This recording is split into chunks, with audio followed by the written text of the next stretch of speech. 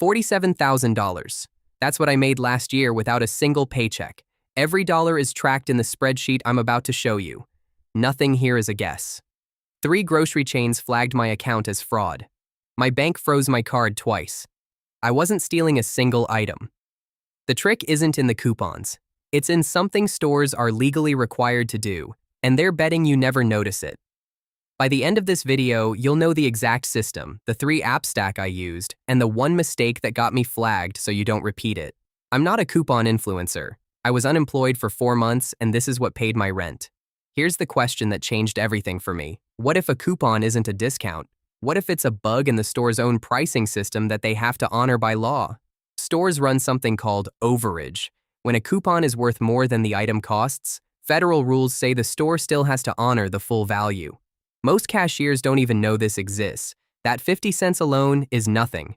But when you stack it across hundreds of items every week, therefore you're not couponing anymore. You're running a small business with 0 inventory. So I built a system, 3 parts, and I'm going to walk you through exactly what I stacked, but I'm going to save the part that got me flagged for last because you need the full picture first. First, manufacturer coupons and store digital coupons are not the same coupon in the system's eyes. Most stores let you stack one of each on the same item. I was pulling $2 to $3 off items that already had overage built in. Second, after the coupon stack clears at checkout, the receipt goes into a Cashback app. The store already gave me the discount. The app doesn't know that. It pays out based on the shelf price, not what I actually paid. Third, and this is the part nobody mentions, none of this works if you shop randomly. It only works on a specific day of the week.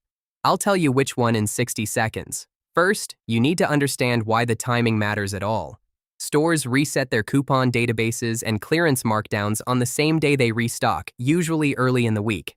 That's the one-day overage, and stacking both work at full strength before the system catches up and closes the gap. One shopping trip. 90 minutes. I'd walk out having spent $11 and banked $40 in overage and cashback combined.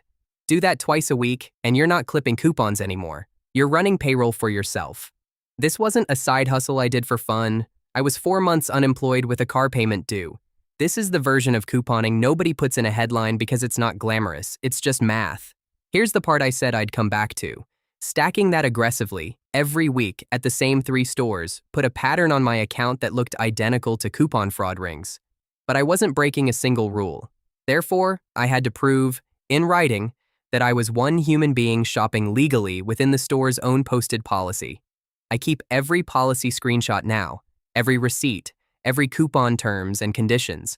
Not because I did anything wrong, but because the system can't tell the difference between someone gaming it and someone just using it exactly as written. $47,000 a year is not couponing. It's a part-time income built entirely out of rules stores already agreed to follow. The only thing standing between you and this is knowing the rules exist. If you already knew overage was a real thing before I explained it, comment overage below, because you're already ahead of 90% of people watching this. And that's the whole system. No paycheck. Just $47,000 I built one coupon at a time.